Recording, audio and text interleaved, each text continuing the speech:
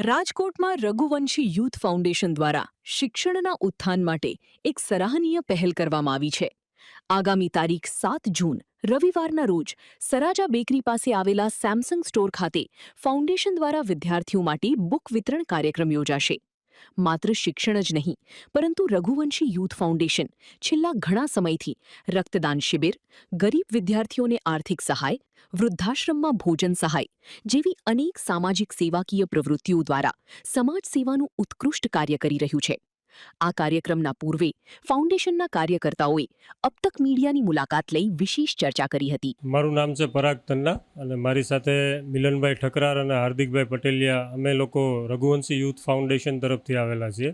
Raghuvanshi youth foundation દ્વારા આવતીકાલે એટલે કે 7 જૂન 2026 અને રવિવારના રોજ સવારે 9:30 કલાકથી રાજકોટના વિદ્યાર્થીઓ અને વાલીઓને આ આર્થિક બોજમાં થોડી રાહત આપી શકીએ એ માટે એક નોટબુક વિતરણ કાર્યક્રમનું આયોજન કરેલું છે.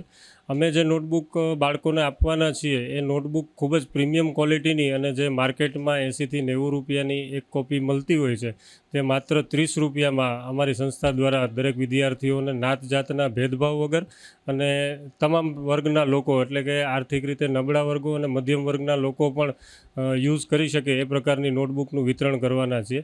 નોટબુક અમે 10ના સેટમાં વિતરિત કરીશું અને લગભગ 1000થી વધારે વિદ્યાર્થીઓને લાભ મળે એવો અમારો પ્રયત્ન છે. આ સિવાય સંસ્થા દ્વારા વર્ષ દરમિયાન નાની મોટી સામાજિક, શૈક્ષણિક અને મેડિકલ એક્ટિવિટી કરતા હોય છે, જેમ કે રક્તદાન કેમ્પનું આયોજન કરતા હોય છે.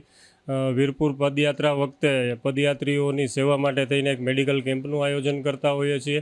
એ સિવાય વૃદ્ધાશ્રમમાં કે અનાથ આશ્રમમાં કોઈ પણ જરૂરિયાત હોય તો એમને પણ અમે મદદ પૂરી પાડતા હોઈએ છીએ.